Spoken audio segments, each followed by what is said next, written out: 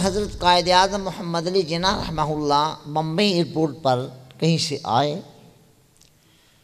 تو صحافیوں نے پوچھا کہ جناح صاحب آپ ملک تو بنانے جا رہے ہیں، تو ملک جب بنتے ہیں تو ملکوں کو چلانے کے لیے باقاعدہ آئین چاہیے، آئین بننے کے لیے ایک عرصہ چاہیے، میٹنگز ہوں، اجلاس ہوں، آئین کے آرٹیکلز کو طے کیا جائے، تو آپ ملک تو شاید بنا لیں، تو آئین اتنی جلدی کہ آج ملک بنے اور کل آپ کو آئین کی ضرورت پڑے گی، کیا کریں گے؟ تو آپ مسکرائے، آپ نے کہا آپ کو پتہ نہیں کہ مجھے آئین بنانے کی پاکستان کے لیے ضرورت نہیں پڑے گی، میرا آئین تو آج سے 1400 سال پہلے اللہ نے اپنے پیارے محبوب سید العالمین مصطفیٰ صلی اللہ علیہ وآلہ وسلم پر نازل کر دیا تھا۔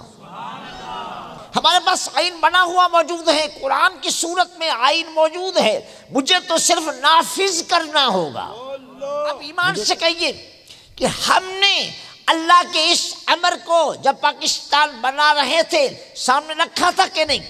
7000 علماء و مشائخ نے بنارس کے مقام پر جمع ہو کر آل انڈیا سنی کانفرنس کے پلیٹ فارم سے اس سٹیج پر، اتنی بڑی کانفرنس تھی کہ اس کی سٹیج پر 7000 علماء و مشائخ جلوہ گر تھے، اور اس کی صدارت ابن امام محمد رضا کر رہا تھا۔ بڑے بڑے اکابر موجود تھے، بڑے بڑے مشائخ موجود تھے، ان کے نام لوں تو ایک کتاب بن جائے، ان کے نام لوں تو ایک کتاب بن جائے۔ اللہ اکبر۔ بتائیے آپ، پاکستان تو بنایا اس لیے گیا تھا کہ یہاں دین کو قائم کیا جائے گا، تو کیا ہم نے دین قائم کیا؟ کیا ہم نے دین قائم کیا؟ کہ ہم نے اس سلطنت کو